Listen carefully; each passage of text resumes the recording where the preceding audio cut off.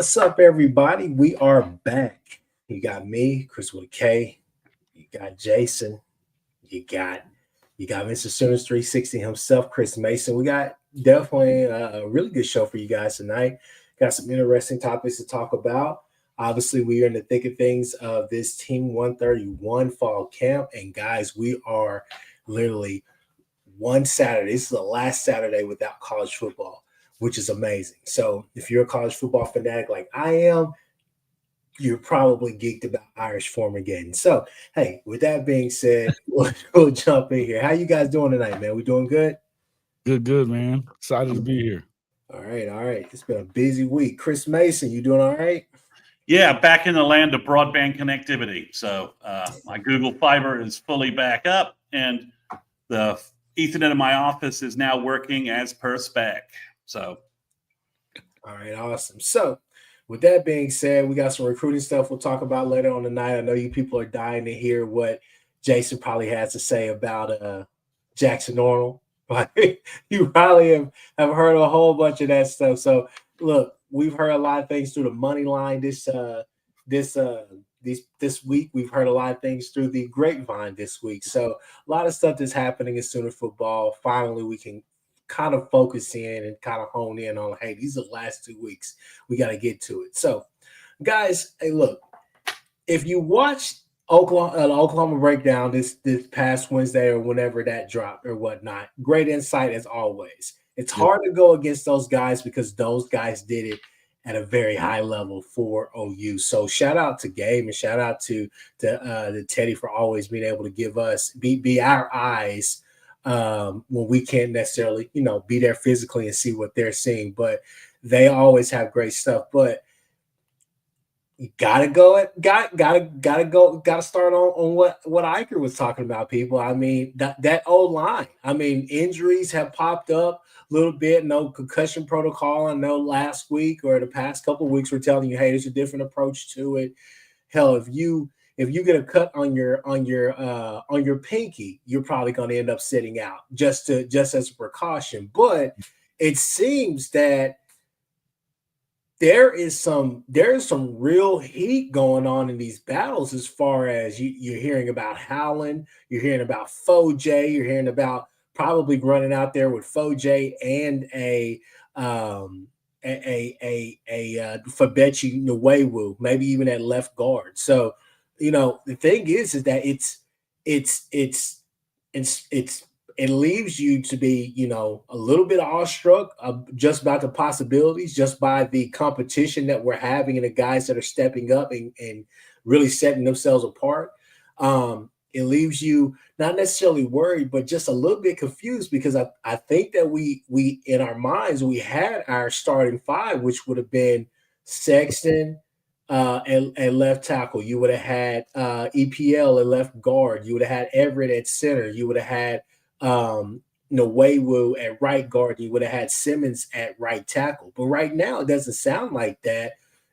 Or maybe it actually is, and we're just feeding into too much of the media. So, Chris Mason, with that being said, I'll start with you since you kind of are one of our resident O-line guys. Like, what is your take on not only what Gabe said, but just what you're hearing as far as camp notes on this offensive line? Well, I think it's relatively clear that Ozida and Howland are knocking the rust off their shoulder surgery outage and are now that they're being force-fed some reps, are getting back to the guys that we were so encouraged about at the end of last year. So you move Howland to right tackle because you've got a couple of guys out at right tackle. You don't need him backing up for Susi while Sexton is out. I think EPL and Ozida are fighting inside. Nwewu, apparently, Nwewu, we all had questions about Nwewu a couple of weeks ago when we had Brady on. But it looks like he's having a really good camp and he's doing really well. He's in better shape. I've heard people say he's in much better shape. Stronger, just looks a lot better in a uniform. So overall, I would say we're seeing the impact of the improved depth and the improved talent across the offensive line. We're about to get a couple other pieces back. Isaiah Dent's about to get back out there. They've been cautious bringing him back from his knee injury with the new back to practice, back to playing time guy. So where we've been hearing good things from Mr. Dent about that process. So, Gabe saw Monday practice, and it sounds like Wednesday, Fasusi and Howland held their own at tackle and allowed the offense to dominate the scrimmage and put up points and put up touchdowns. So I wish we'd almost heard Gabe after the scrimmage, that he'd been there to watch the scrimmage, and we would have those live notes, because he was talking about Monday practice or like Saturday practice or something. I'm not quite sure when he went out, but it was clear from their podcast that he hadn't been out. He hadn't been to practice when they recorded on Sunday night. Teddy had only been to practice, and Teddy was talking about the team. So Gabe's now been there. You obviously have to. I was very encouraged by what Gabe was saying about the offense, about the defense. His thoughts on how great the defense looked, about Peyton Bowen and some of the other pieces. Gabe and Teddy had a spirited discussion about Kendall Daniels and what he could mean for OU. So, I think the big news is overall that you've got depth and you've got competition. Both Howland and Fasusi are, according to my source, getting kind of a fire hose of reps. And Mike's, and you give someone with Mike's talent that many chances to get better and stack those practices day after day. If I'm Jacob Sexton, I'm in the concussion guy's office saying, dude, get me back on the field. Same thing for Simmons, Derek Simmons, because, from that perspective, Howland has all the tools to be, a top shelf right tackle as well. So he's getting all those reps.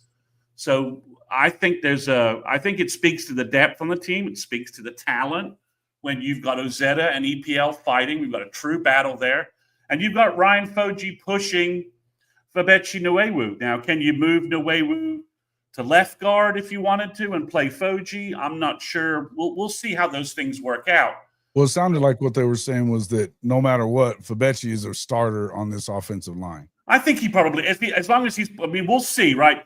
Gabe said he was actually moving folks, right? And if he's moving folks, that means he's moving either Jaden Jackson, David Stone, or Dom Williams. And that'll work, right? If he's moving one of those guys, that'll work for us all year long. Can we're just real quick, just read this comment here and let's react to this. So Sammy Chandler says, Fabechi was handicapped last season because he had Bates on one side and Spencer Brown on the other. No chance he had a shot to reach his potential covering for those two. That's a fair point. I'll let you two react to that. Yeah, I mean, Fabechi didn't have a veteran good right tackle almost all season. The best he had was Mike Tarkman, who was limited athletically, but at least was assignment sound. Yeah. I think Fabechi was too heavy, and he wasn't ready for the SEC, right? I think that's also clear. He wasn't the step up he was at North Texas, right? Have that right? Yes. He wasn't ready for that step up. This offseason, he's clearly worked, and he's ready for that. He's going to have a senior center behind him, and Troy Everett, who's a leader, and then he's leading as well. So I think it's a much better situation across the offensive line right now. I mean, last year when we lost the tackles, we just, you had Brown and Tarquin playing, and do I feel better about the fact that our fourth and fifth tackles are Michael Fasusi and Logan Howland? Hell yeah, I feel better about that situation than last year.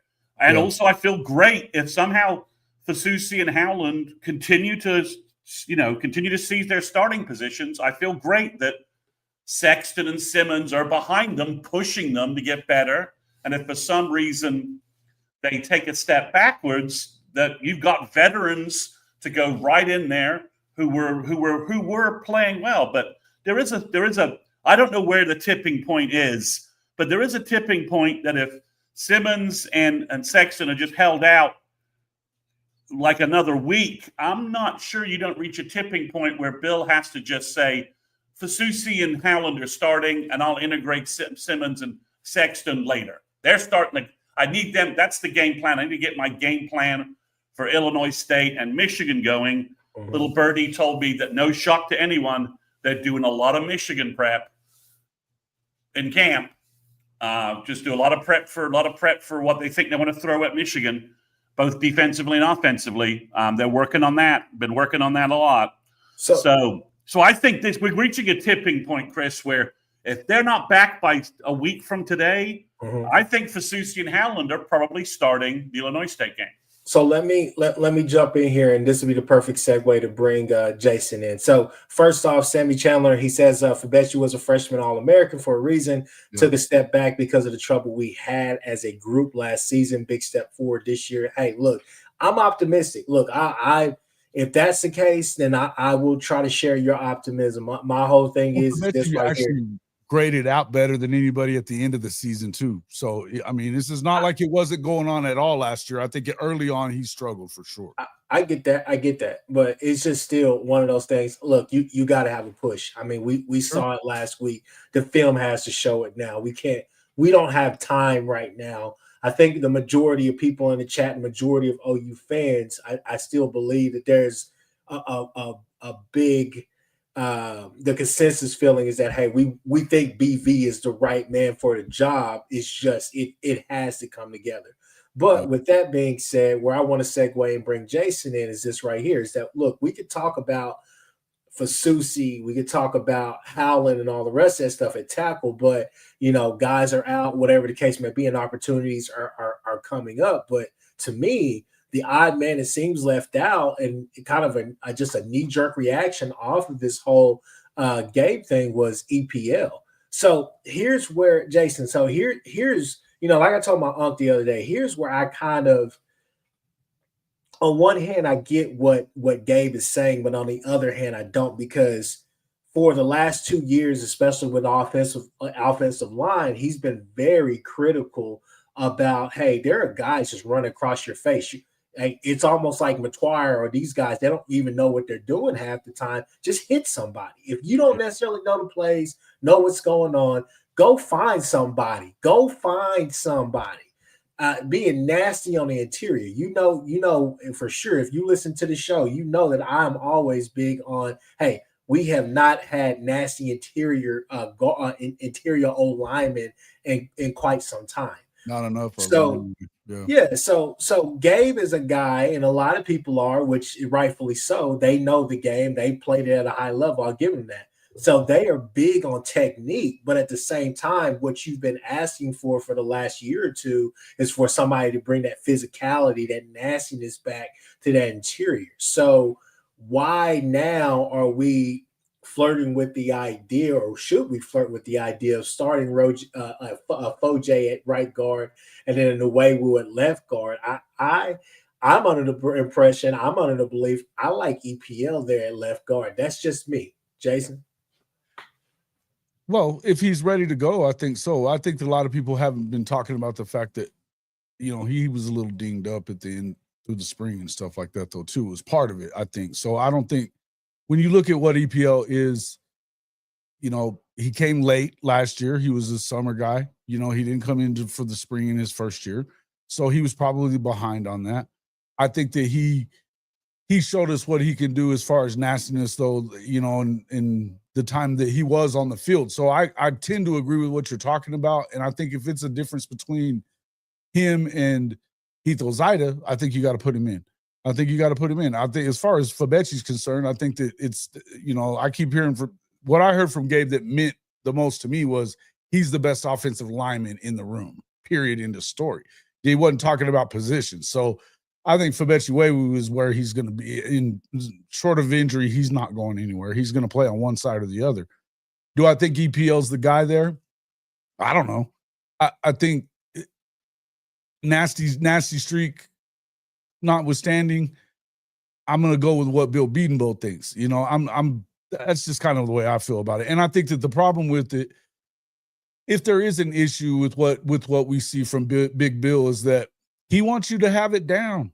He doesn't want you making mistakes. He doesn't want you blocking the right guy or not knowing what the hell you're doing. And you need to know what the hell you're doing to be on his offensive line. But I think we've talked a lot about this, about who does it matter who starts and all that kind of stuff on the defensive side of the ball, especially on the D line, because you're going to run them in there. It almost feels to me like you're going to see a lot of guys all the time on the O line as well. I don't know. I don't know what I think as far as, who's where and stuff like that. We're not out there to see it. Those guys.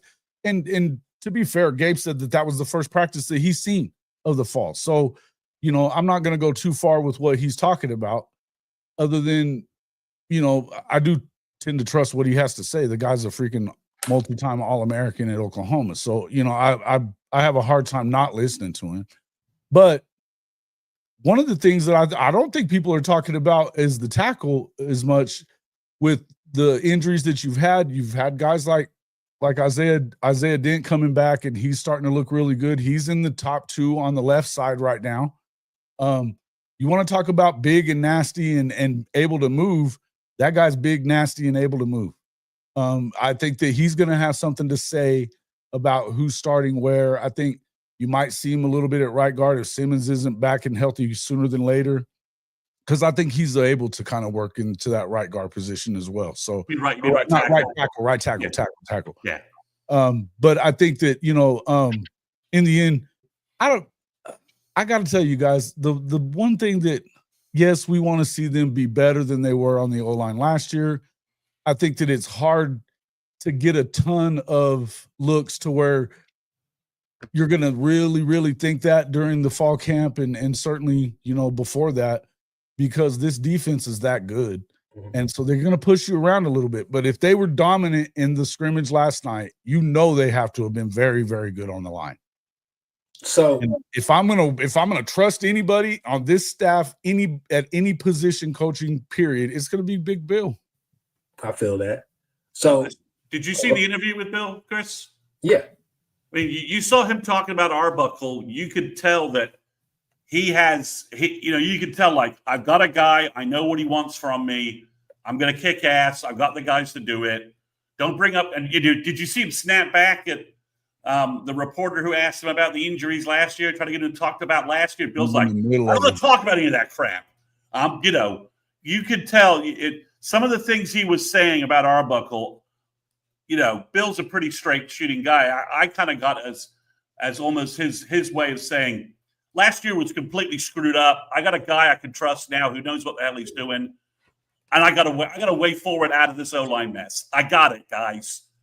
Biggest thing to me, the reason why you could see this type of shift, or you could see some of the things that Gabe was talking about, is simply the fact that Arbuckle, right? Arbuckle, to me, if you go back and watch the tape, Arbuckle wants a pretty athletic offensive line, pretty agile offensive line, guys that can move, not only just because of his counter plays, but just period. And if he had those athletes and all the rest of that stuff, he's just asking you, hey, give us time. We can make something happen down the field.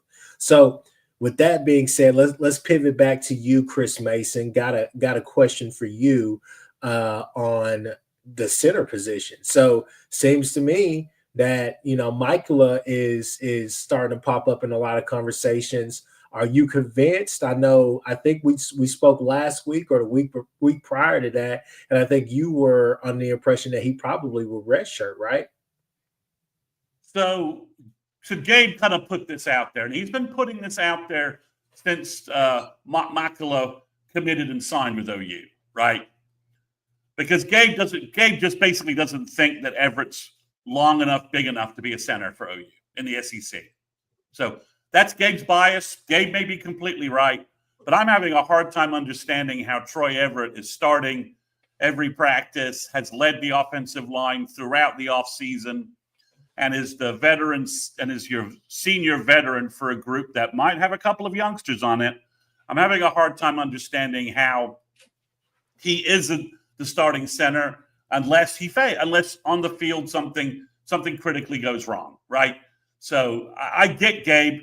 Gabe's always been, Gabe has his biases from playing O-line and being a center, and he played center. And like you said, I get all that, but sometimes sometimes I think Gabe's biases about what O-line play should be kind of override the way things really are. Like, this should be the way things are, and instead of, well, this doesn't, from a leadership cohesion standpoint, I don't see. I'll be surprised if Makula really challenges Everett for the starting spot in the Illinois State game. Michigan game, everything's up in the air, right? If you can't get it done against Michigan, you're probably not going to get things done against Texas and Alabama. Because Everett's going to be a captain, right? Yeah, well, exactly. So it doesn't. I think Gabe was looking just at body types, and I think, for lack of a better term, he's kind of fallen in love with what Makula will be next year, which is 6'5", 315, with a long reach and super athleticism, and kind of that big, not as big as Creed, but that bigger offense, that bigger athletic center that I think is kind of the ideal. But I think Everett will start. But again, once Michigan comes in, and if the Michigan D-line knocks OU all around the place, guys are going to get swapped out. So that's just the reality of it. You'll try if Makula gives you better results in the second half against Michigan, will he take the job? Yeah, but I think right now, Everett will start against Illinois State. We'll see the cohesion of the starting five and how well they look. But from that standpoint, I think it's Everett starting at center, and then Weiwu at right guard. It'll be EPL or Azetta at left guard. The tackle positions are really about Simmons and Sexton getting back on the field in an appropriate amount of time that Bill feels like they are prepared to start against Illinois State. And if they're not, then he'll hold them back, and there's no harm giving Fasusi and Howland to start against Illinois State if they're playing well. I mean, or you probably should be playing them anyway, because you need, and especially if you've got some injury stuff, you don't want to mess with it. Exactly. Concussions. You don't need to rush guys back from concussions.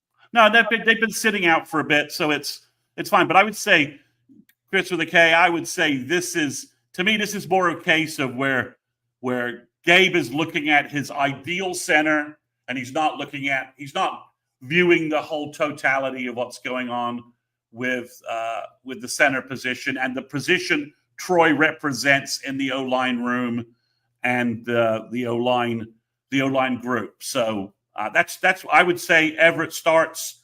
Will we see Makula? Yeah, we'll see Makula, because I'm hoping that we're blitzing these guys, and we're going to see Mikey Hawkins out there with Makula as his center and with a good O-line group behind him. So I think that's where we are. So the horns down. So your question, I would say, based upon hearing that they just dominated the defense with Fasusi and Howland playing tackle, my confidence right now is probably a 4. Got Topher B in here. Topher B says 4. Stan J. Ross says 5. Jimmy Satterfield, shout out to Jimmy. He says 4. Where you at, Jason? 5. Give me 5. All right. I'm gonna try to. Me. Y'all know I'm a homer. Y'all know I'm a big homer. I'm gonna go a solid 3.54 right now. Just because. Homerish. That's real homerish. Just because, I'm gonna be honest with you, just because there was some sprinkled in, and hey, a lot of younger guys got reps last night, different things last night. So I'm just saying, look, I was convinced that I knew what my offensive line was going to look like, to begin the year, but this is Bill Beatenbow. You never really know. So expect the unexpected. Guys, that was a great conversation. Let's keep it moving to our next topic, which is go ahead and give your projections. Everybody in the chat as well, give your projections for the 2 deep in the DB room, because we're hearing a lot of stuff right now. We don't have to talk about Cheetah. I think Cheetah is gonna be fine. Whether that's Daniels, obviously Dolby healthy. I mean, come on, man, Dolby's that guy. But when right now with Eli Bowen being out, are Are we looking at Guillory? Are we is this Jacoby Johnson?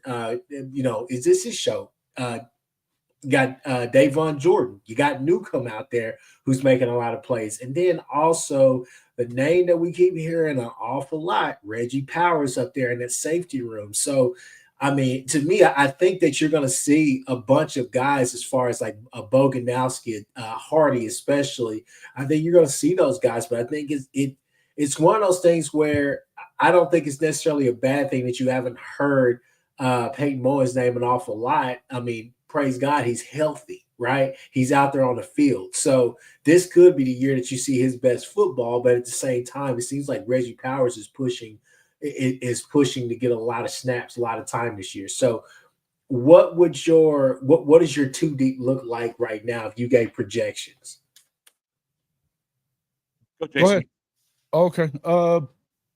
I think obviously if we're talking corner right now, I mean, Gentry Williams is going to start if he's available. But I don't have any reason to believe that Cortland Guillory is not going to be in this game and playing some at corner from the way everything that we've been hearing about him. It feels like that's probably where he's at. As far as the other side, listen, I don't know. I would hope that Eli's ready, but it doesn't sound like he is. So, I mean, I think that the good news is you've got guys like Guillory. He's going to start over there, and Jeremiah Newcomb. So I like those two guys. Jacoby, I know I hadn't heard a ton about him, but I haven't heard anything bad about him either. So it's one of those things where you kind of expect. I know I was being in there and going and watching a practice at Mustang. I saw his little brothers, and they're studs, man. So, I mean, I can only imagine, what he is now after a few years of being beefed up and everything else with Schmitty and all that kind of stuff. And we've seen the film of him when he was in high school. He was unbelievable at everything. I mean, good offensive player, good defensive player. He's a guy that you feel like he could be sticky. I feel like Jacoby's probably somewhere around that top two on one side or the other. But I don't know. It feels like it's one of those deals where I don't know that it really matters. I'm not as concerned as I thought I was going to be before about that position, because it just sounds everybody is playing so well from what we're hearing, right? Yeah. On the back end, I think it's pretty simple. I mean, Peyton sounds like he's been doing very well.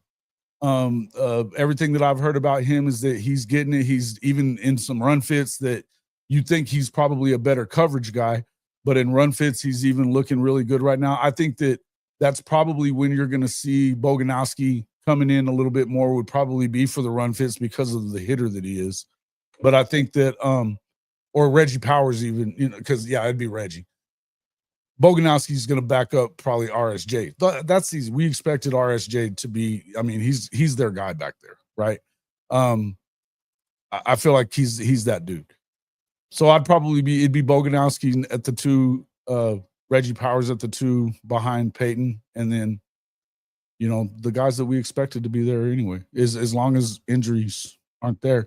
But Hardy, I think that we heard a little bit. I heard Peyton talking about that Hardy's a little hard on himself a little bit, maybe. And so maybe he's not really in the top two, but I expect him to play some. And I would also even say, there's a couple of those younger cats that there's just a lot of dudes that you can run through that one too. So again, I don't even know. I'm not sure why we're bringing up this one necessarily, but because I think it's a crapshoot, but I don't know that you lose a whole lot from one guy to the next. I don't necessarily, and I get that. I still think it's a good question simply because even though we feel good, maybe not everybody else feels good, because at the end of the day, we're still young. These are still guys who are very hungry, and we know the type of talent, because I think a lot of people were big on a Newcomb. There was quite the buzz, quite the stir to try to go and get a Davon Jordan, right? Guillory's another kid. We got kids down the line, but when you hear these names and everything pop up, and you see the injury that presents itself, and kind of the unknown with Gentry, because Gentry goes out there and looks like $1 million first drive, then the next drive, he's holding on for dear life for a tackle, and then boom, his shoulder is done, right? So that's kind of been the worry. That's kind of been the concern. So where are we at there? I to me, what I think should give us the most confidence, Jason, just to piggyback off of what you're saying, is the fact that you have a Gentry who's been in the system for 4 years. You have a Jacoby Johnson who's now in the system for 3 years. You have Davon Jordan and a Newcomb who've been in the system for 2 years. This is the best thing about this. 1 year. Oh, 1 year. Well, Yeah. yeah, they've been there in 1 year, but I mean, hell, let's just go ahead and call it a year and a half now because hell, they're about to be in their second year. So regardless, Okay, but they're redshirt freshmen. They're not sophomores. yeah, I get that, but at the same time, you round that corner. They know the system. That's my point. So they know the system. So you're not sitting out there running out there with guys who don't know the system or guys who just, as Stanley Chandler is pointing out about Woody, who their position just may have just, I don't know, the time may have just passed you up. Regardless, though, the thing is that you have guys that know BV's system in and out and who can go run that system. And these are guys that I like Jay Valai. I can't speak for the rest of everybody else who's had him as a DB coach, but I like Jay Valai. And I like the amount of the assortment of the talent that he's gathered. So to me, I think that's what should give you the most confidence is that these guys are in this system. It's not.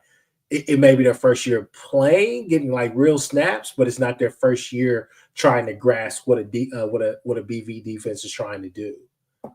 Yeah, I mean, I would go Gentry with Jacoby backing him up, and I think we're probably going to see either Guillory or Devon Jordan start with Jeremiah Newcomb probably backing him up at that position, based upon I think Eli's out until Auburn. I've got nothing backing that up other than the fact he's still in a boot and he's not practicing. So I think Eli will be a second half of the season kind of move. Again, like I said, last week, I think when we did the stream, that was the injury where I'm like, I don't know what's going on with that. So, but that's what I think. And obviously at safety, it's going to be Robert Spears-Jennings with Bogo backing him up. And it's Peyton Bowen and Reggie Powers in a knife fight to see who starts, but the other person's going to play a lot.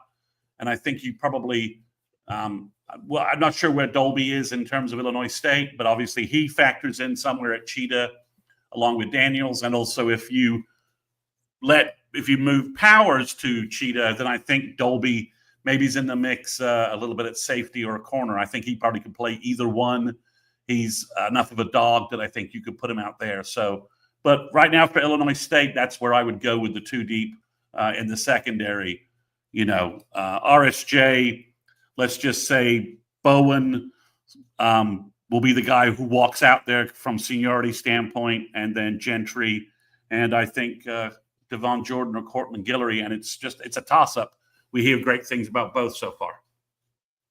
Yeah, and I think that all are going to be able to get a lot of snaps, especially these first three. At least two out of the 3 games, they should be able to get a lot of snaps as well, and a lot of time to kind of, validate the reasoning behind them even being, up there. But I think you could see a rotation of corners, but that's the cool thing is that at least we know that, hey, we have depth and we have depth that actually knows the system. So that's what's going to help. That's what could balance some of the woes that you may face. But these guys are hungry. You could tell, you can look at them and see these guys are hungry to get out there and actually prove themselves. But like I said, I mean, these were guys that a lot of other teams, big name teams wanted. So we have them here. So for sure, I'm excited about the secondary this year. I think it could potentially be. We've heard, rumblings about Nagy saying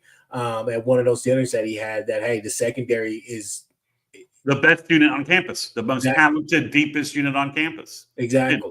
There's a high level ceiling. If Gentry can play this year and Peyton Bowen gets back to his freshman year playmaking form with Reggie playing with him as well, and Robert Spears-Jennings playing well, and somebody else steps up across from Gentry Williams. I mean, that's a cornerback. That's a secondary room that will hunt. I mean, if Guillory's this good that he can play, and everyone physically says he looks great, and these guys can keep everything going until Eli Bowen can come back and make that room even better.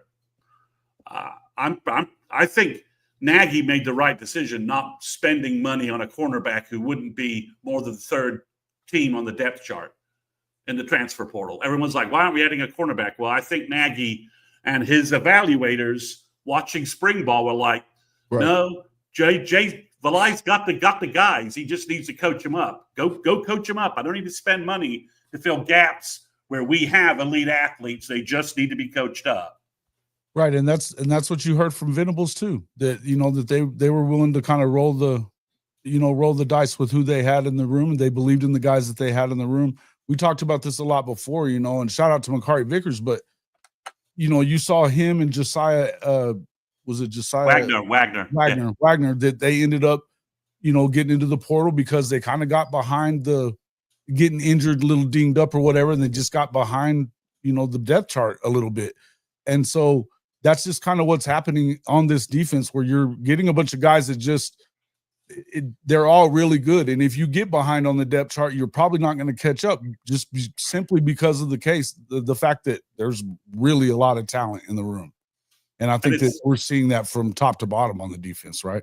Yeah, it's like I'll probably repeat this statement. I may have said on the other live stream. I was talking to just an OU buddy of mine, and he said in the past, guys like Bogo, Danny Okoye, Samo would be like unicorns on the OU defense. They wouldn't have anybody that looks that good or looks like that.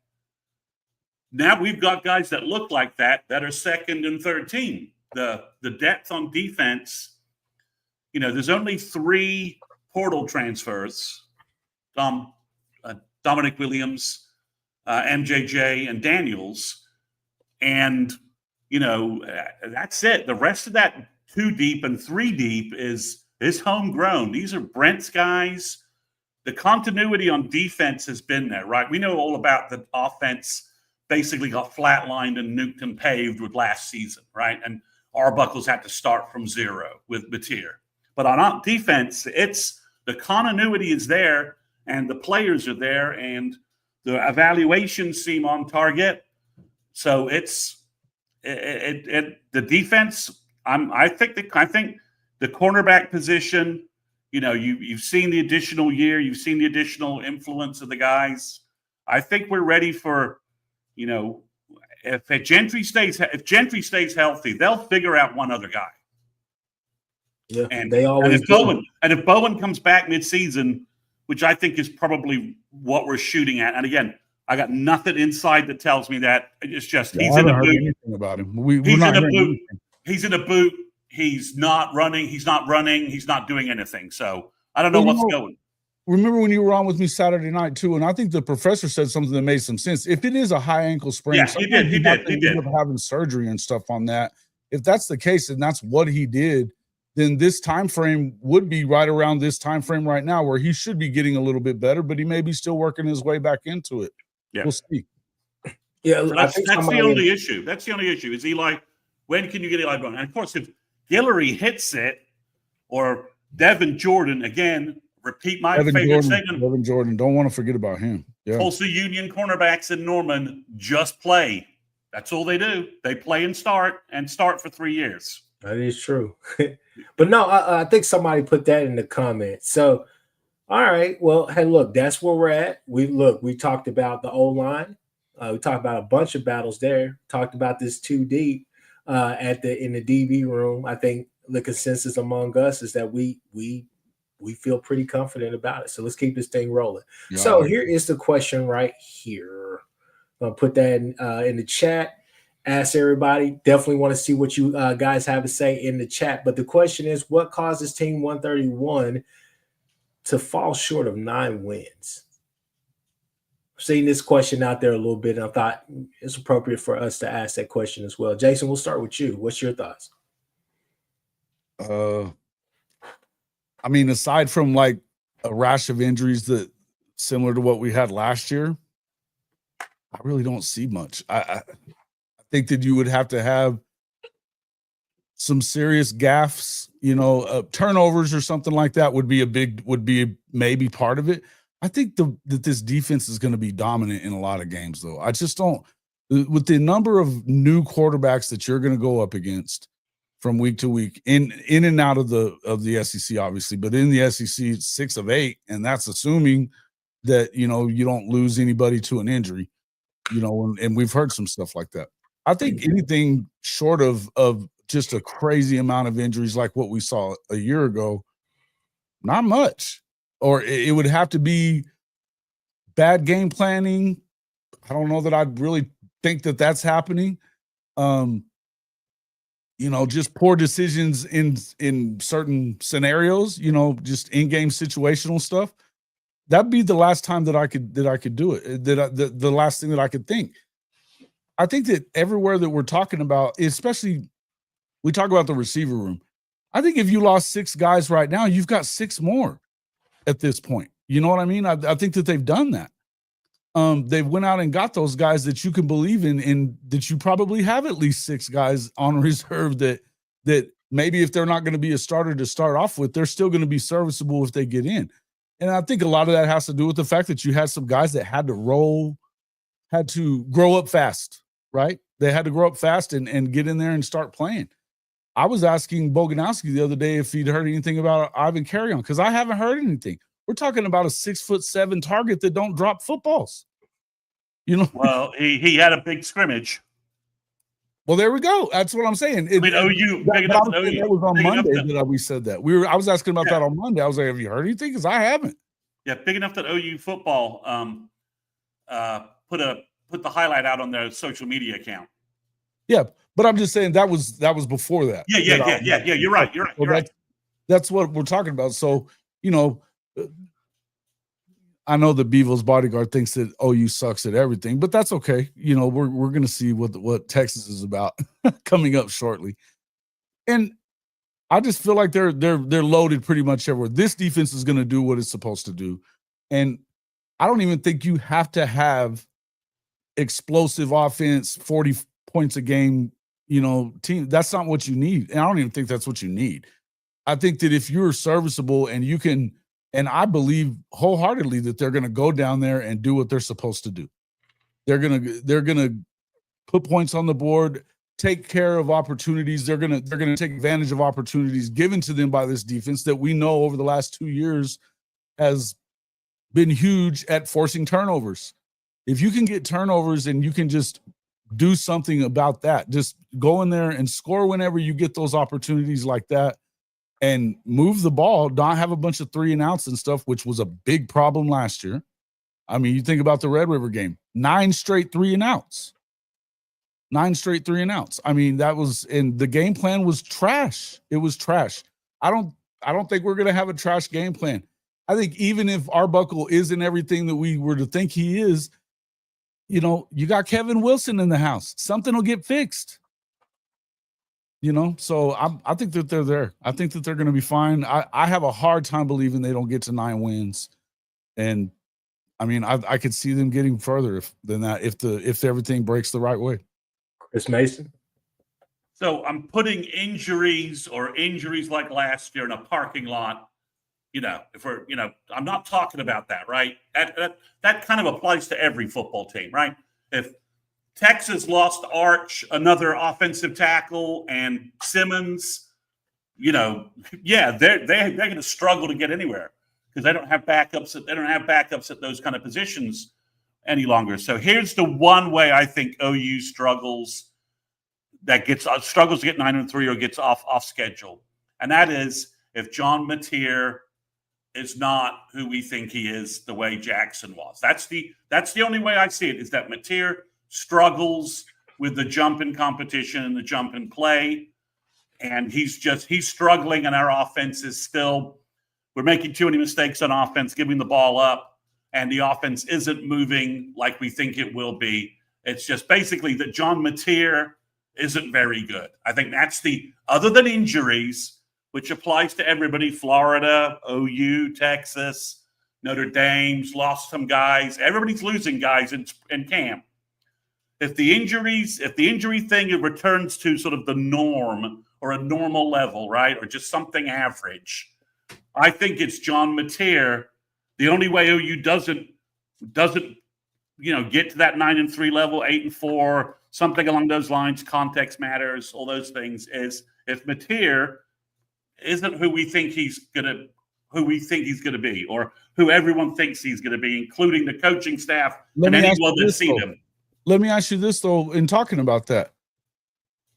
We've heard plenty, and I've said this a bunch of times myself, even since the end of last season, that Michael Hawkins is coming in and looking very, very good. We saw. No, you're right. I think it is simply, Jason. I think it's simply that they stick. Mateer's not playing well, and they stick with him perhaps too long. Because okay. That's kind of they're just gambling. They're like, no, just give him a couple of games to get settled. It'll get better. And they wait too long to make that decision, or something along those lines. That's the only way. That's other than injuries.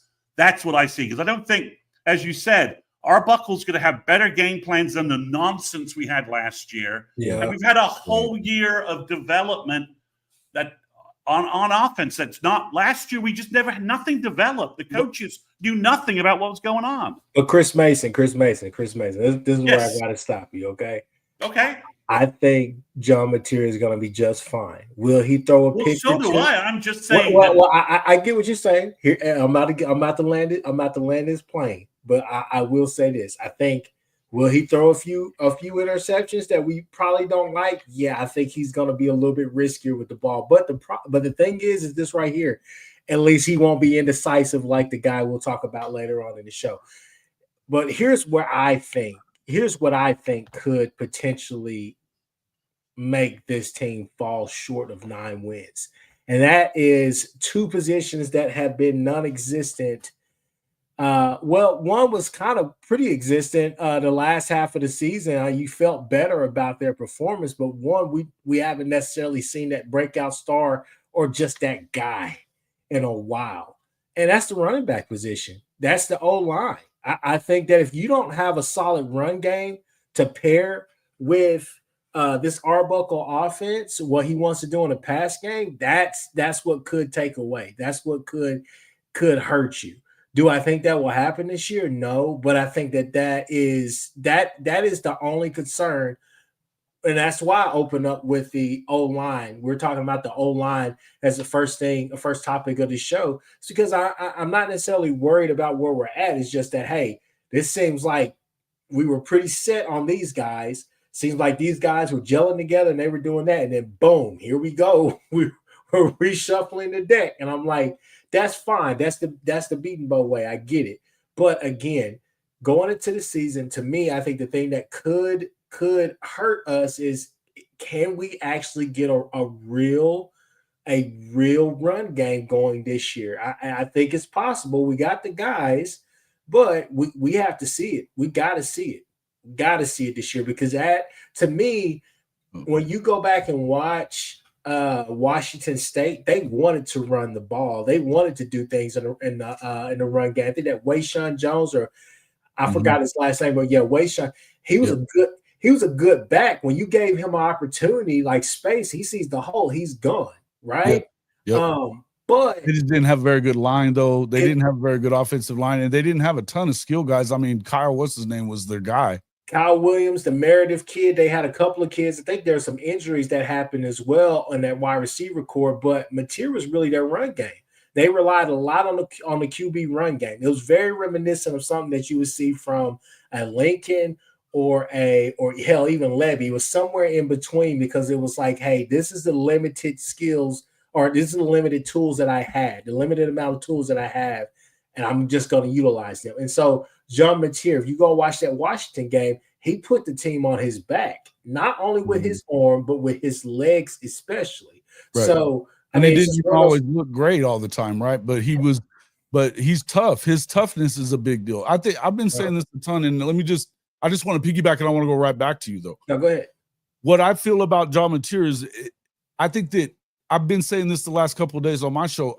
It's important that Oklahoma got this guy, because of the fact that he's injecting a level of confidence that I don't think that there's been in Oklahoma for the past few years.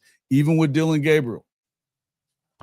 He's got that swagger, that belief in what they're doing, and he's holding guys accountable too, that injects confidence on both sides of the ball. You're not even hearing, I mean, as much shit as he talks, the defensive guys love his ass. They all love his ass. I think that there's a swagger that you probably needed that's coming with him. I think that no matter what, if Hawkins has to come in for whatever reason, he's going to be ready to go. But I think you needed what John Mateer was bringing to the table in order for this team to take that next step, if that makes sense. Mm-hmm. Yeah, no, I do too. And Chris Mason, I see where I see your point, and that's a good point. If he's not what we think he is, but hell, if he's just serviceable enough to be able to push the ball down the field, get us down the field, buy the defense time, there are going to be games this season that I truly believe that we will come back. Quick plug for you guys. We will be doing our live reactions and probably other reactions as well. But we go on. No matter if it's 11 o'clock, whatever the time is, we go on. So definitely be ready for that. But regardless, though, I'm sure there are going to be times where we come back and we say, hey, I thought Mateer was good. He wasn't great this game. Defense bailed you out a couple of times. Defense saves you this and that. Because and I know Sooners in Texas doesn't want to hear me talk about because he keeps saying what are the qualifications. But I will say this: he's made a great point this last couple of weeks that I don't think nobody has really talked about. We won 6 games last year. Yes, we won 6 games last year. Texas fan, Bevo's bodyguard, laugh at it, do what you want to do. You won 6 games last year with a shitty offensive line, no run game, right? Quarterback who was just indecisive, hesitant, all the rest of the stuff, all those injuries, your roster, especially the offensive side, things changed defensively when Dolby went out. You just really couldn't recover from all that. But you won 6 games and you played in a bunch of other games, Missouri, and a bunch of other games where you're just like, and we probably win that game if we're healthy. We probably win that game if our quarterback doesn't fumble, in the red zone. We probably win that game if Jackson Arnold just like pitches it to Javonte Barnes a couple of times opposed to trying to, keep it himself. We probably win this. I mean, we were in a whole bunch of tight games. So I think Sooner fans have to feel good about that simply because you were like, hey, we won 6 games last year, and there were at least 2 or 3 games where you're like, we're probably sitting here 8-4, 9-3, not feeling anywhere better about ourselves if we just have a couple of plays go our way. That's just my opinion. Isn't it crazy how many of these Texas fans in here scared shitless of John Mateer right now? Scared shitless of John Mateer right now. My point, Kickers, is that like, it's not that John Mateer, he'd have to be like worse than serviceable. Yeah. To get, he'd like literally to the point where we're like, why isn't Brent and Buckle pulling him and playing Hawkins? Like that would be the first part. That would be the first 20-minute multi-voice rant on our post-game reactions. Why the hell is he still playing? I mean, we're talking that bad, and I don't think he's going to be that. And I point to 2 data points to be redundant there is Talon, the Arkansas quarterback, and Pavia both transferred in last year and had the same stats in the SEC that they had playing at, was it Boise in New Mexico? Do I have that right? So everyone's like, well, Mateer's coming from like, a Mountain West schedule. Well, Pavia did that at the Mountain West at New Mexico, and he beat Alabama last year at Vandy. So I think Mateer is, Josh Pate, thinks he can win the Heisman. I'll tell you this, if Mateer is in New York, OU is like no worse than 10-2. Yeah. That's my hot take. All right. We've been on here an hour. I think it's time. Let's go ahead. Let's end the show with some fun topics. Jason, what do you have for us? Well, we gotta do recruiting after that. We gotta do recruiting after that. Okay, we were just talking about Jackson Arnold and the fact that he wouldn't throw the ball. He was scared shitless to get rid of the ball. As you can see, that's a problem that hasn't gone away. 1 Mississippi, 2 Mississippi, 3 Mississippi, 4 Mississippi. Screaming at him too. He was. That doesn't help either. No, because that just wears him out worse. I feel like I don't want to root against JA. I hope JA is successful. I hope we beat the hell out of them that fourth game. But I don't think JA is going to be there, successful, bro. man. I don't think JA is going to be there. I don't know. Like, did Seth Luttrell ruin him, or was this just a thing where, to me, the right move has always been go to Mississippi State, and he would have been the starter at some point. Whether he started that season or not, I don't think Blake Shapen would have been starting over him for that long. He was handpicked by Levy. He's Levy's guy. I just don't understand why you didn't go down there and go ahead and just get it on with Levy and see what you could do. Well, I think maybe that's, I don't know, man. I know that we've now heard that he was kind of like this a little bit in high school too. Once they got up against somebody that was as good as they were, the year that they played in the championship game against, was it Westlake? I think it was, and they ate his ass alive. And then same thing whenever he went up against Jonte Cook. So who was Jonte Cook went to? Is that DeSoto? Is that DeSoto? DeSoto, yeah. I think it was DeSoto. Yeah, and he didn't want to throw it there either. They got ass whipped. You know what I mean? They just got their ass whipped. So I don't know. It feels like he's been one of those quarterbacks that's been coddled his entirety of his young playing career, and I just don't know that he knows how to handle this pressure and anything else that comes with it, because I don't know. It just doesn't seem like. It seems like there's something really under the surface there with the kid, and I hate it for him. I think it sucks for him, and I think obviously it sucks for Auburn, which makes me happy. But I really, you look back and yeah, we were talking. I mean, listen, on my show, damn good and well that I said they should have kept Dylan Gabriel around for another year.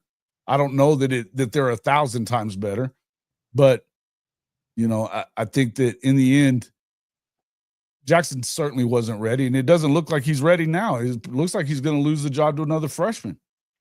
I look, here's the thing is that I remember talking to Ty. Shout out to Ty, Round Table Sports. Go check his channel out for sure if you already have it.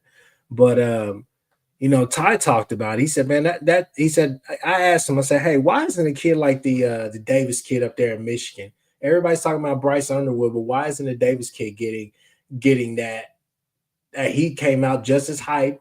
Everybody was excited about him, but it doesn't look like he's going to start. I said Jackson Arnold. Why is he struggling so much? Then we started looking around the country, and he said, Chris, he said, man, a lot of these kids are just one read. They're one read quarterbacks. He said in high school, yes, they are really good. Yes, they have all the intangibles to be able to throw very far, to be able to make it look effortless out there. They're mobile. They're all these different things, but they're one read and go quarterbacks. They look it off. If that option is not there, then they're taking off. They're not sitting there really trying to study and read the defense. They're not trying to go through their progressions. And I mean, he kind of the way that he explained it during that phone call very vividly. I mean, to me, it's very evident right now. It's very apparent. He's definitely in struggle mode. Yeah. So he should have chosen a Baylor offense guy, someone from that tree, whether it was going back to Levy or finding somewhere else, or go to USF or somewhere where there's a Baylor guy. Less defenses coming at your ass like they are going to be, whatever. Yeah. Yeah, and just reestablish his confidence in a scheme he knows. I think the Baylor scheme is, I think it's tough, and I think it's tough when you don't have the track athletes that Baylor, was putting out there. I think Tennessee saw that a little bit last year at times, and I think Brent's got that defense. I think Brent's got that offense down. overall based upon what we saw last year. So, yeah, I think obviously the confidence meltdown last year hasn't helped, right? And no quarterback coach situation OU found itself in last year was obviously a disaster. And I'm so happy Jim Nagy's now at GM, because I could just see Jim Nagy, Brad trying to tell Jim Nagy he's not going to have a quarterback coach. I think Jim Nagy would be like, excuse me? Okay, I'll have a guy here tomorrow. I have an NFL guy here tomorrow. But I think that's all screwed up, Jackson, but he's made bad decisions. Going to Auburn was a terrible decision with that scheme. Yeah, and it feels like it. I don't know. Maybe Hugh doesn't have it anymore in quarterback selection or something, because Peyton Thorne didn't. I mean, I think he was better than what people give him credit for, and I don't think it was working out with scheme there either. But something's up with it. It just, I don't see that they're doing all that much. You know what I mean? I just don't see that. Well, Seawall. I was the issue that I have with everything that you guys are saying is simply this. If you listen to the national narrative, which I tend to really agree with, it's kind of hard to screw up that job as a quarterback simply because of all those weapons that you have. That's the crazy part. Yeah, Cam Coleman, the Singleton kid, they got another couple of kids that they're excited about at that wide receiver position. The best wide receiver room in the country, probably. Yeah, they're going to have a solid run game as well. I think the other kid that they had last year went to the league, but still they're going to have a solid run game. No, they'll miss the Hunter kid. Yeah. They will. So, but even with that, I mean, they're so talented on offense that it's almost hard to screw up. But it's just one of those things where they kind of like an OU, they've been trending here, there, up there, and then it's kind of just going, it's very even keel right now as far as it's kind of weird like that with their recruiting too, right? Because they were in the 70s and now they're kind of trending with some guys, and then but I don't know, man. It feels to me like, because that Aranda's going to send the house at that kid. If he makes it to Baylor as the starter, he may not make it out of that game. I don't see him making it to week 4 playing Oklahoma as the starter. Aranda is going to do the same thing that we're going to do against the Michigan kid. He's going to disguise the hell out of a whole bunch of stuff, bait him into some stuff. I think that the interesting part is just to see what does that RPO game look like? Is he decisive this year? Has he improved in that? Because that will, he's comfortable running the RPO. It's just sometimes he likes to, take it himself.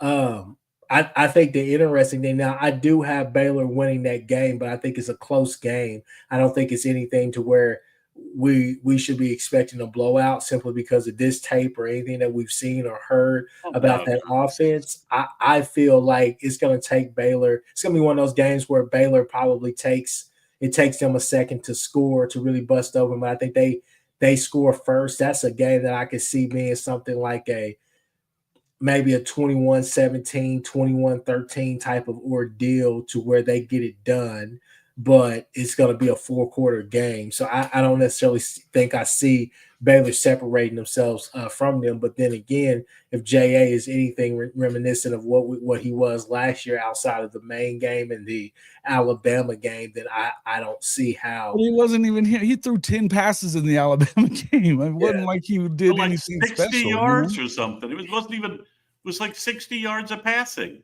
Yeah. Right. And hell, if Hawkins is in that game, those 2 long runs that J.A. had, he's in the end zone on both of those. You don't get caught on those 2. So it's just, to me, I feel like, I agree with you though. I think that it's going to be tough for him in that week. I think that week is big, and that's where I was headed with that. Is here's the thing: if they lose that game, hell, Hugh's liable to be out of there by week 6. He's going to have to win some games this year. He's quietly on that hot seat, in my opinion. I think that it just hasn't necessarily worked. A Sooner friend of mine is of the opinion that Hugh's trying to get fired, and that's why we've got this whole first and third down first and third down coaching stuff. That's why he just knows he just doesn't have it. It's not clicking. It's not working. And he's just like, okay. Arnold was a Hail Mary portal addition at quarterback. He really was. So, and it's not work. It doesn't work. It's not work. It doesn't appear to be working. So, but they think he's. My buddy's convinced that Hugh is trying to burn this down to get the buyout. All right. Well, that's enough JA for now. Chris Mason, send us home, man. The recruiting, we got our guy. At least I think I'll say that. I think we got our guy. I think Krul was hell, wow. Then we lost Gross. We did lose Davion Gross.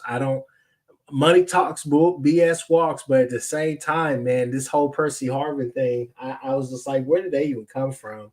And then also there's some other guys that could be flipping, right? So Chris Mason, the floor is yours. Well, they got Jake Krul. So Jake the Snake. If you're following Jim Nagy on Twitter, if you're following Twitter tonight, Jake Krul had 3 sacks already in his first game tonight. And Jim Nagy just posted a photo of what's his exact, get the exact quote here. There we go. That's a big snake, and it's an image of some guy wrestling a giant python. So it's pretty funny. So I mean, Jake Krul is basically, he's 6'2", 6'3". He's going to be 245, something like that. And he's basically going to attack the quarterback, and he's going to be a pass rushing specialist for OU. He also plays the run. He's got quick moves off the line. He's got pass rush combo stuff. He redshirts, and I don't think he redshirts. Sorry, I think he enrolls early, and he's in the 2-3 deep at defensive end, and he's part of the mix in there. And then when you add him to the other 2 guys that OU got, who are bigger, longer athletes but need more time to bake and develop, Krul gives you, Krul's ceiling may not be the highest, but his floor is like way high. Like, what you're going to get out of him.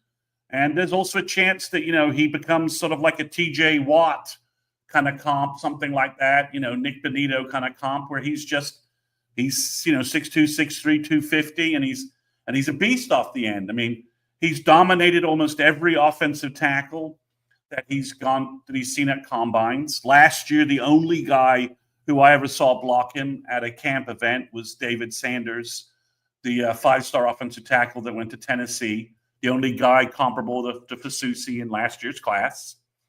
So he's a year older than Krul, and that's the only guy that really ever blocked him. This year, he's had a little problem at one camp event with a head nacho kid who's gone to Oregon, who's 6'6", 350, just because he's just that big. So he had a little problem with him, but he's whipped everybody else, and they're top 100 tackles in the country. He's making them look silly at camp events and just flying past them.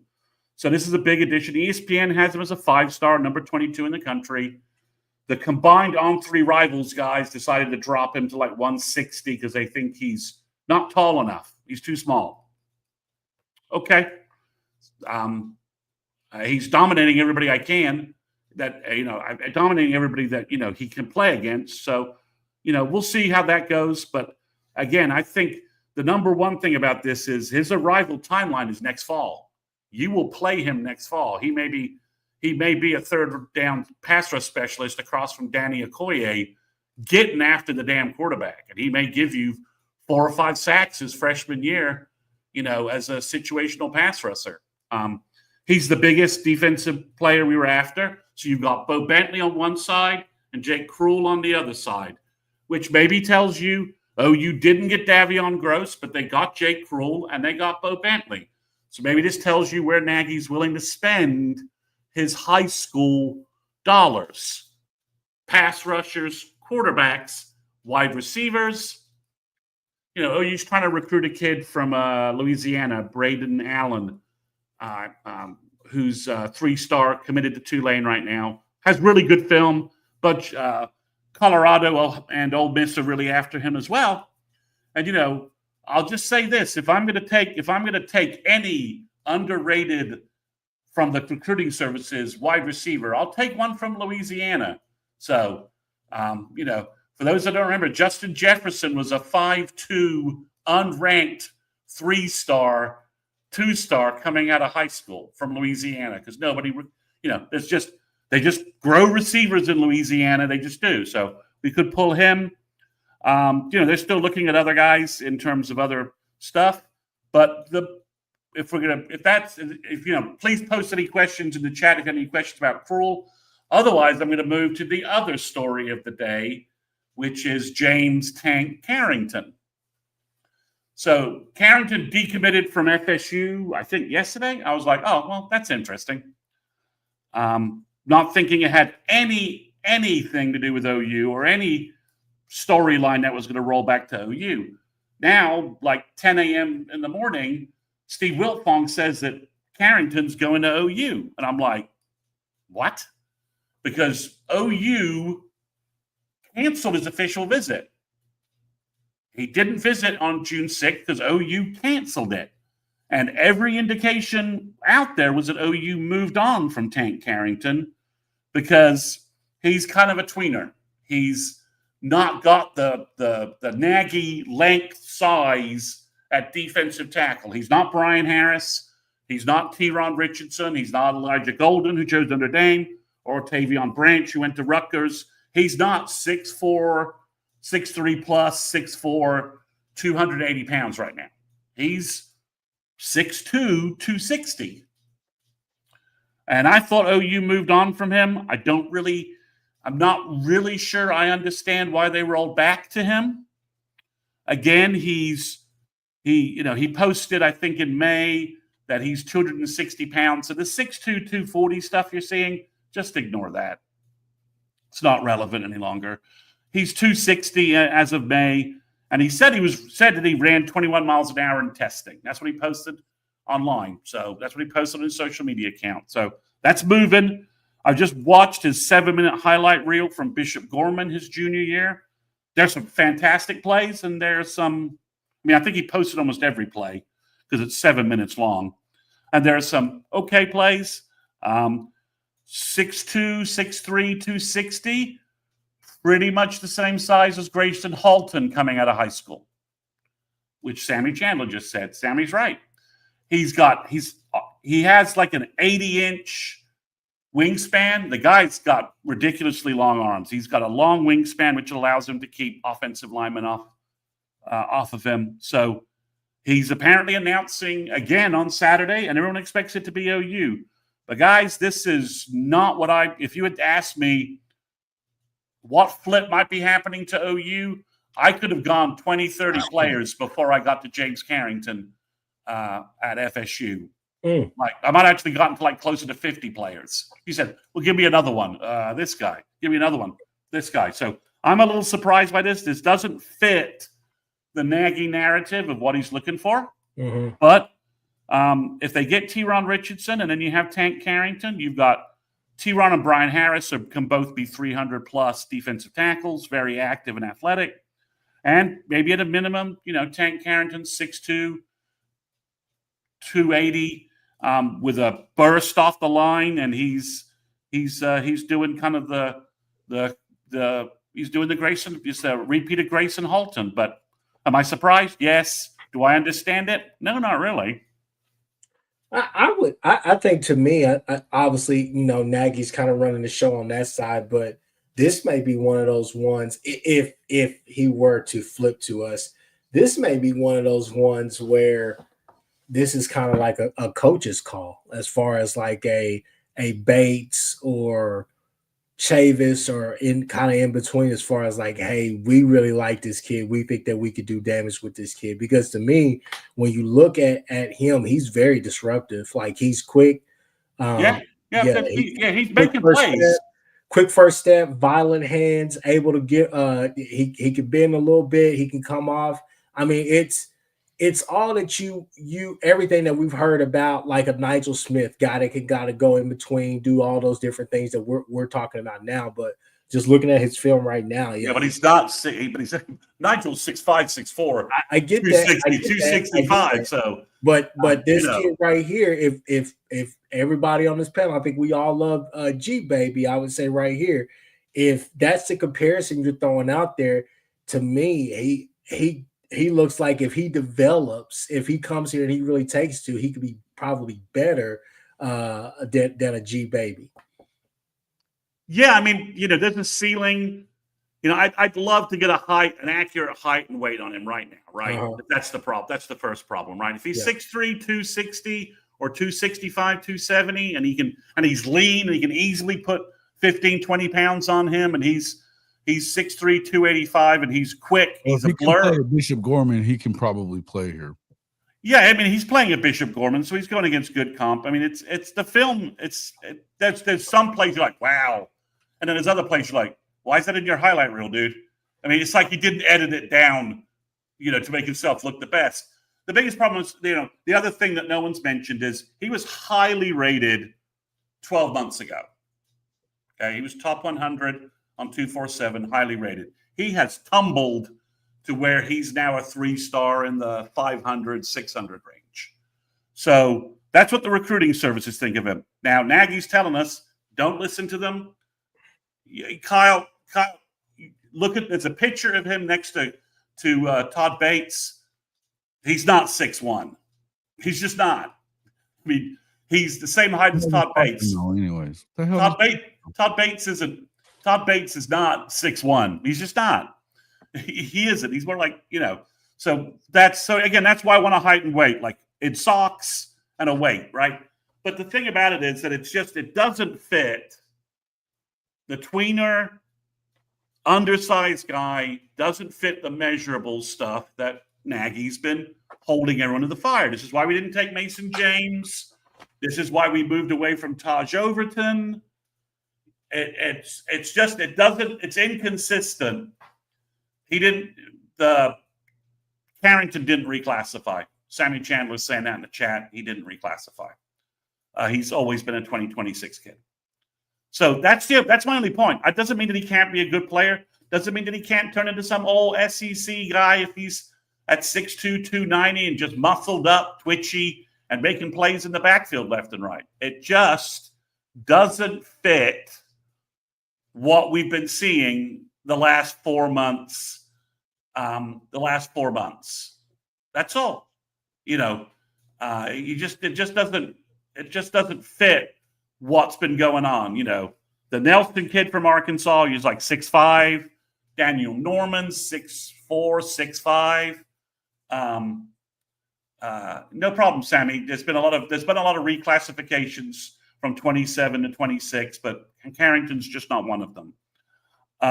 He just doesn't fit what we've been talking to. He just doesn't fit the mold, the measurables test that we've been told is valid, right? Right. But also, I think that, and he said this a bunch too, is that he wants these coaches to be able to say they want this guy or that guy. And if you've got Todd Bates getting in your ear telling you that this guy's worthy of being here, you should listen to Todd Bates. Yeah, but pre-Nagy, Jason, it also looked like OU was backing off him.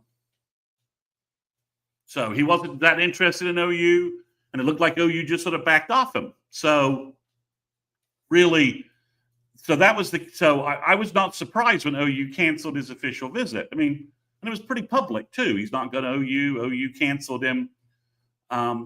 Maybe they've come back to look at his film, and they've met in the war room, and the Nagy guys have looked at his film and come back to him and said, hey, what about this Tank Carrington guy that we moved on from? And Bates he was kind of disinterested in us, and we had other guys that we were looking at, so I canceled his visit. They're like, well, I think we should give him a call because, or he's called us. I think his dad is an NFL guy. I may have that wrong. So maybe there's a connection there. Someone he knows calls Nagy and said, I don't really want to go to FSU. Is the OU door still open? And OU redid their evaluation of it. So I don't know, but he doesn't fit the measurables model that Nagy has been, for the most part, strictly adhering to. So we'll see how it all shakes out. Again, I'm super high on Brian Harris. I think Teron Richardson has a massive ceiling. The floor is low. Carrington, we'll see how it all shakes out. But it's certainly an interesting story in August. I had not anticipated. I mean, they're working on flipping the Jacob Curry kid, the linebacker from Miami. I think Orlando, Miami, that is committed to Northwestern. Now that OU's wants him, guess what Miami wants? They want to get involved and watch every other SEC team get involved because the kid on film is not this low 3-star. He's flying around, hitting folks. He's got a sub 4.5 speed, 37-inch vertical. Kid is an athlete, long wingspan. So that's another piece of recruiting news. Looks like Jacob Curry will be on campus for Michigan. Braden Allen should be on campus for either Illinois State, Michigan, or maybe Michigan as well. Maybe he'll wait until Auburn for an official visit. It's hard to know, but there's stuff happening there. We'll see some. I think the next shoe that needs to drop is offensive line. We need more than 2 offensive linemen. So we'll see what happens there. But the Michigan game, last recruiting thought, the Michigan game is going to be stacked with kids for 27 and 28. And all those in-state kids that OU offered, I don't know why they wouldn't be at the Michigan game if they're interested in OU at all, right? Free ticket, Saturday night, Labor Day weekend. What the hell else are you doing? Might as well go see OU play Michigan, get wined and dined by the Sooners unofficially, as much as they can do, and go see a great college football game with a great environment. So I think you'll see the visit list for Michigan, which is already very good, just bumped up to another level with Dallas area kids and in-state kids. So, if OU can this pains me to say this is the biggest out-of-conference home game that's shaping up since Ohio State in 2016. That game was loaded with recruits. And, of course, we got our teeth kicked in because Mike Stoops thought it made sense to cover JT Barrett with a slow linebacker. And Baker had a terrible day, and we had an offensive line injury and a couple other things. But I also – Did you see what Sammy Chandler was asking you? What did he say? He's asking about flipping KJ Ford. Is that possible? I guess, but why do you need KJ Ford with the 3 other defensive ends you have when you need a safety in the class and you need 2 more offensive linemen? I mean, if you could do it and you're just in the and Nagy's just in the talent acquisition mode for the rest of the class, right? Like, I've got the pieces I need. I'm just going to get the best kids I can flip. After he adds a couple of pieces, and then he's just like, I'm in flip mode. I'm just snagging the best kids I can with the money I got left in NIL. If that's the case, then sure, grab KJ Ford, but get 4 defensive ends in the class, bolster that position, because last year you only signed CJ Nixon. I think he will try hard and he'll do everything he can, but I just don't think Alex Shield Knight is an SEC defensive end. I don't see, when you look at that room and the bodies in that room, he doesn't add up. So if you want to add an additional defensive end, that could work. KJ Ford and Krul could both be 2 guys who enroll early and get into your 2-3 deep at defensive end. So you start building up the bodies to replace after, Okoye and PJ and Wineleaf. That makes sense to me. Hijo DeSimp. Yeah, Nico's a safety in name only. He's a cheetah. He's not a strong safety. He's not a free safety. Bishop, yeah, we kind of need some receivers and we kind of don't. So I'd be fine with a 2-player wide receiver class. If they can flip at somebody else to go with Odom. Unless you're going to get somebody that's going to make an immediate impact. Yeah. So I guess, I think there's a couple of guys who will obviously hit the portal. I'm not going to name names, but we can all surmise who a couple of those names probably will be. If you can get, and again, nothing says you can't flip Davion Gross after your good start, right? Yeah. He decides he doesn't want to go all the way to Florida. That's fine. You can flip him. it's where they spend their flip dollars is going to be very interesting this fall. But you got to get a couple more bodies at D line, which hopefully they get, Richardson and I guess Tank Carrington. And you got to get more bodies at offensive line. We need at least 2 more guys. That's where I think, that's where I wish Nagy, I'd like to see a couple more offers there, or a couple guys flip targets getting visits scheduled to do there. Sammy Chandler says, did Jaden Petit flip from Wisconsin? If he visits Wisconsin in December, he should not sign. I mean, if you've never been to Wisconsin in December, it's like Siberia with cheese. I guess there's cheese in Siberia, but there's not as much cheese as there is in Wisconsin. But yeah, you could flip Petit, and plus Fickle and that offense is going to be terrible. He joked, Maxwell Robinson's a name to track. OU's heavily involved with him. There's some question if he can qualify. I think if he decided not to take any visits over the summer to try and buckle down on his academics. That's what I understand the situation to be. If he gets his academics in order, you bring in Maxwell Robinson because he can play offensive guard. He can also play right tackle, and he'll be 6'4", 310, 15 pounds easily. And he's got a lean frame. He's athletic. I'd take Maxwell Robinson if his academics are in shape. No point signing someone who can't get in. And an offensive line, I'm not sure I want to sign anybody who can't enroll early, who can't get that extra jump on their development cycle. I mean, you look at Fasusi and Foje, they enrolled early and they're hitting it. They're also elite, but some other players have taken advantage of that as well. But I think basically you need to enroll early unless you're like a superstar in another sport and you really want to try and finish that out. Other than that, I think enrolling early is the new de facto standard. All right. Look, we've been on here for damn near an hour and 30 minutes, folks. That is it for tonight. We gave you recruiting. We talked about the old line. We talked about a lot of different things. This is a great pod right here, fellas. So with that being said, guys, you got anything else to say? Orange down. Bevo, the poster guy for moms not smoking during pregnancy. We are 9 days away from Farmageddon, sponsored by Guinness. Farmageddon in Dublin. All right, folks, we out of here.